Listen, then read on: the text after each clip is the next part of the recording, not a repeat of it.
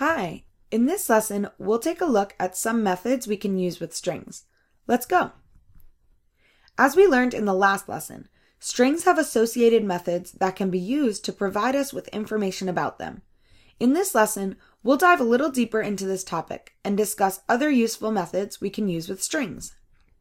In order to best utilize these methods, we must understand how strings are structured. We can think of strings as a sequence of characters. Each character occupies a specific place in that string, which is called the index.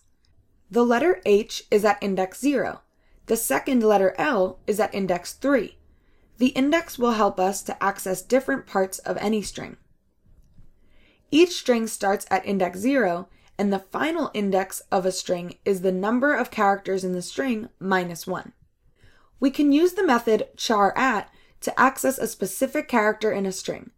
In this case, if we write str.char_at1, we are asking the program to return the character at that specific index. In this case, E is the character found at index 1. Let's take a look at some other string methods. We'll start with .length. The .length method returns the number of characters in a string object. Next is .substring, which is a little more complicated. Let's take a look. The substring method returns the substring beginning at index from and ending at index 2 minus 1. Remember, strings are immutable. This means when you make a string, you can't change it. So if you call substring and get a shorter string, it is a new string. The first value given is inclusive, meaning it is included in the resulting substring. The last value is exclusive, meaning it is not included in the substring. This method call would result in a substring with the letters G, O, and O. We can use the parameters index and index plus 1 to get a single character in the string. What value would be printed from this code? The letter A is the character found at index 6, so that is what would be printed. Since the method calls the first index inclusively and the second index exclusively, we are really looking at what character or element is at index 6. If we use the substring method with only one parameter, the substring will start at the given value and continue to the end of the string. This is a great example of method overloading. The substring method has multiple signatures that allow users to input different parameter values that help improve the functionality of the method. As we've seen, adding a second int value specifies where the substring should stop, and omitting the second value indicates that the substring should run all the way to the end of the string. This demonstrates how method overloading can improve the usability of a method. So when we use one parameter of 5, the substring will start at index 5 and continue to the end of the string. What would happen if we entered a parameter value that is beyond the index positions of the given string? A string object has index values from 0 to length minus 1. Attempting to access indices outside this range will result in an IndexOutOfBoundsException. An IndexOutOfBoundsException is the computer's way of telling us that something went wrong while trying to access an index because it was out of bounds. The next method we'll look at is .indexOf. The indexOf method returns the index of the first occurrence of the given string on the called upon string, or up -1 if the string does not exist within the called upon string. It's important to note that the indexOf method is case sensitive. Typing in capital D in this case will yield a result of -1 because the character is not found in this string. Even though there are two instances of a lowercase d, the index value 3 is returned because that is the first index. Next, we'll look at the .equal method. The equal method will return true if the given string is equal to the one the method is being called upon. Otherwise, false will be returned. For strings and other objects, we use the equals method to compare whether two values are equivalent. We do so because objects cannot be compared using two equal signs. We will go into further detail about why that's the case later, but for now, just know that string other objects rely on the equals method to determine if two values are the same. The final method we'll look at is compare to. Compare2 compares the value of the first character that is not equal in both strings. It returns a numerical value based on the comparison because character values are actually numerical values. Behind the scenes, individual characters are actually Unicode numbers. Java uses Unicode, which assigns a number for every possible character, which includes ASCII and other characters from languages around the world. For a computer to be able to store text and numbers that humans can understand, there needs to be a code that transforms characters into numbers. The Unicode standard defines such a code by using character encoding. The reason character encoding is so important is so that every device can display the same information. A custom character encoding scheme might work great on one computer, but problems can occur if you send that same information to someone else on a different computer. Here's another representation of the chart from the slide before. Each character corresponds to a numerical value and is ordered based on its numerical value. The value of each letter increases as we go up the alphabet, and uppercase letters have lower numerical values than their lowercase partners. The compare2 method calculates the numerical distance between character values.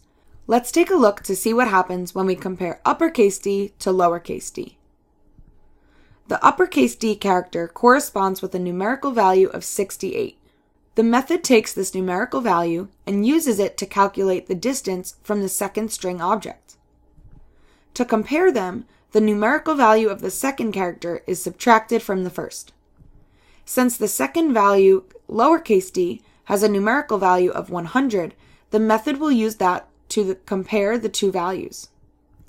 When 68 is subtracted from 100, the resulting value is -32. This indicates that the original string object is lexicographically lesser than the second string object. The -32 value indicates that the numerical value of capital D precedes the numerical value of lowercase d by 32 characters. Each character of both the strings is converted into a Unicode value for comparison.